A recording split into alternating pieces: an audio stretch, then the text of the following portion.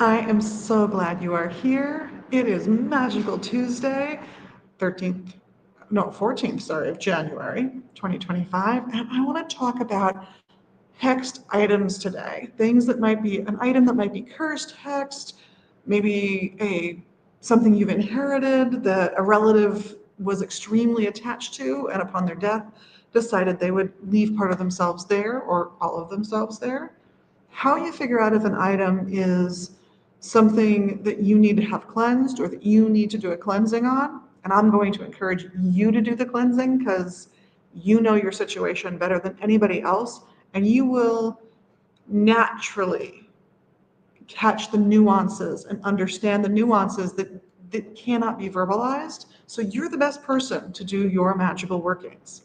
That said, let's say you've got some item and you think maybe it's bringing you down, it's causing a problem. It's not just, that this relative passed away and you're sad about that. There's more to it than that. It's been 3 months, it's been 6 months, and there's just something feels off. And things keep getting gradually worse. It could be the item. So let's test it. Let's make sure it's not the environment. Let's take the object and move it to a different building, a whole different place. If you keep it on you all the time, take it off. See how it feels when you leave it and you go somewhere else. If it's something that you don't carry on you all the time and you're moving it to a different physical location, just leave it at work if it's possible. Ask someone to look after it for a week and see what happens. If you feel inherently better, and especially if you ask somebody to babysit the item for you, if they say they had a bad week, could be the item.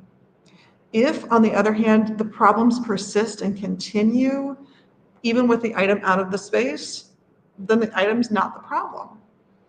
There's something else going on. It could be the space. It could be you have been personally attacked and the object has nothing to do with it. Honestly, it could be just that you've got some radon that's trapped in your living space and you should check it out. And the reason I say eliminate that is because that can mess with your head a lot. And you never know what practical thing might be messing with your head.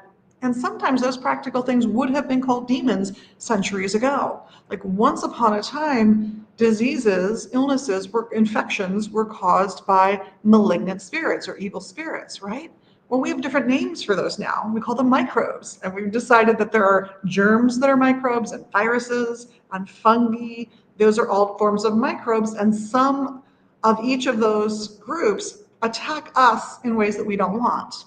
We also have allies in each of those little worlds too, but you want to eliminate the things that you can deal with in other ways before you get to the magical side. So is there radon in your space? Is a good thing to ask. Get a little detection kit if you can, see what happens. Or if you genuinely cannot afford the detection kit and you can leave your windows propped open, leave your windows open. Get fresh air all the time, especially while you're sleeping. That can be an important step. Get yourself checked out for that matter. We have a wonderful customer here. It makes me smile. Every time they walk in, I smile. I just love seeing this person. And they were asking for a lot of magical help for quite a while. And we were giving them great advice, not just me, but the rest of the staff would help them as well. But the requests kept coming and the problems never resolved. And I started recommending they go see a physician just to make sure there's nothing else going on. There's nothing else they need to be worried about. And they did. And they were diagnosed as schizophrenic. I'm not their psychiatrist. I'm going to trust the psychiatrist knows what they're doing. They went to school, they got a license, they got diplomas. This person is most likely not cursed, but schizophrenic, or cursed and schizophrenic. If it's cursed, the magical recommendations will work. If things persist, then something about it is wrong, and you got to shift your approach. So shifting the approach to going and seeing a doctor makes sense. But test an item. Make sure it's really cursed, or for that matter, really blessed, by going without it for a while, by changing the space that you're in for a while.